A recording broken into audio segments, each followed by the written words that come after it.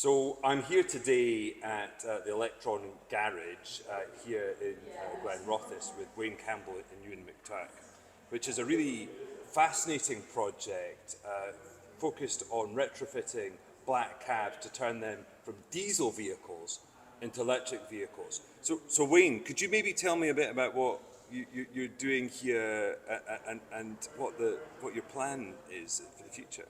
Yeah. So we're basically, as you said, we're taking diesel vehicles. This was a Euro 5, and we're thinking about the low emission zones in Scotland, Dundee and Glasgow, Edinburgh and Glasgow. So we're basically taking these old Euro 5 motors, stripping them out, fully electrifying them.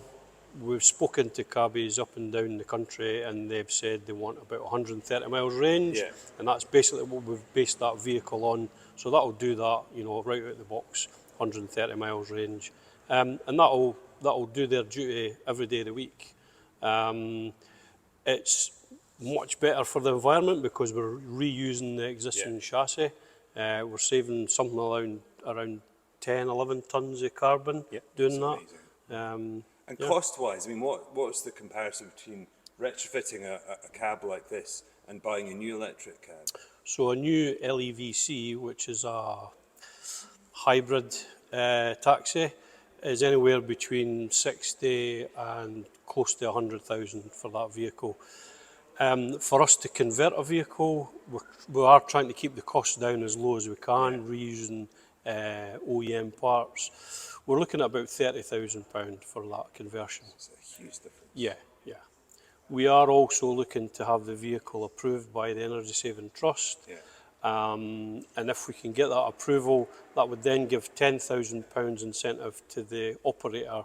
So then the car becomes £20,000 to get. It's still a lot of money, but in the grand scheme of things, that thing will run for 10, 15 years. So. And right now you're here in an industrial unit in Glenrothes, but you've got big plans. I mean, where would you like to end up? I mean, how many of these would you like to be building a year, and what do you need to do that? Ideally, we would like to start off at least 50 a year and working up to about 100.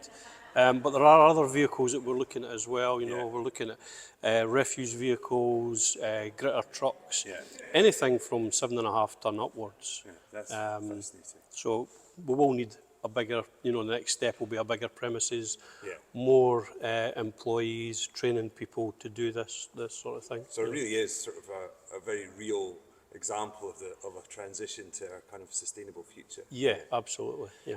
And you're something of an expert and guru in terms of EV. I mean, in terms of the project we got here, could you maybe talk to us about some of the challenges and maybe some of the things that we need to make a bit more straightforward? Because I think there are some problems with regulation and things like that. Is that right? There are, yes. So it's twofold. DVLA doesn't currently allow vehicles like this to be reclassified as electric. So they still see it as diesel.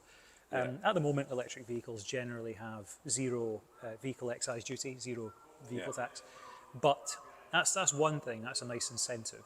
However, access to low or zero emission zones. To have a vehicle that you've retrofitted that gives you 3 times the range of a brand new, not even fully electric taxi for less than half the price, and then get hammered with a fine every day that you have to contest. It's like, no, it's me, I've got the electric one. Okay, fair enough.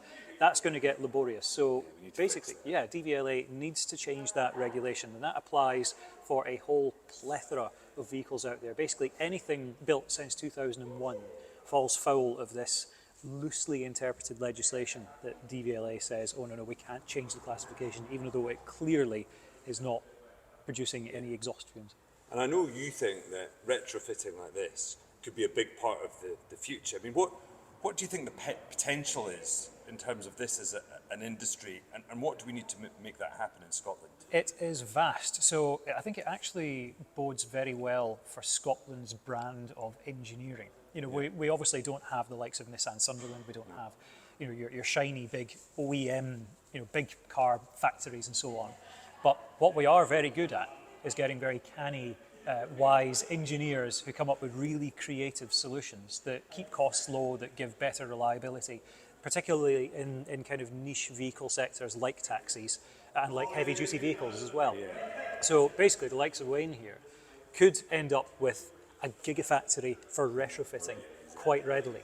The problem is getting the funding to get the prototypes off the ground. So Wayne was very lucky to get some funding for the taxi, but there are other vehicles that have been looked at, big, heavy-duty vehicles, for which the Scottish enterprise intervention rate, the amount that they will fund of the total project costs, is nowhere near high enough. Basically, the amount they're offering, an SME that's a very young company doesn't have that money coming in, would be able to either fund it entirely itself at that rate or wouldn't be able to whatsoever, which is the case here. And similarly, Innovate UK has been very supportive of projects like this, looking at next generation technology like vehicle to grid, so you can use big lorries back at the depot to actually power the depot with residual charge and so on. These will be amazing technologies that will stabilise the grid. And this is something that Electron Garage is very much looking into with some really exciting ideas. The problem is that Innovate UK, with their recent vehicle to grid trial, stipulated you needed a minimum of 10 vehicles per project. So even though the intervention rate was good, it would have actually cost Electron Garage 3 times as much versus self-funding just one. And they just need one because the order books are already pretty much there. Yeah, and you were saying that you're already getting kind of phone calls out of the blue saying, can you help us? Can you help us retrofit our vehicles? Yeah, absolutely, yeah. Well, look, thank you both very much for inviting us down here today. I have to say, I think it's all incredibly exciting as a bit of an automotive geek, but also someone really interested in what can we do to build industries for the future in Scotland. I think this has been really fascinating. So thank you very much. And I look forward to staying in touch and doing what we can to help make things a bit more straightforward to get businesses like this up and off the ground. So Thank you. so much. Brilliant. Brilliant. Yeah. Brilliant.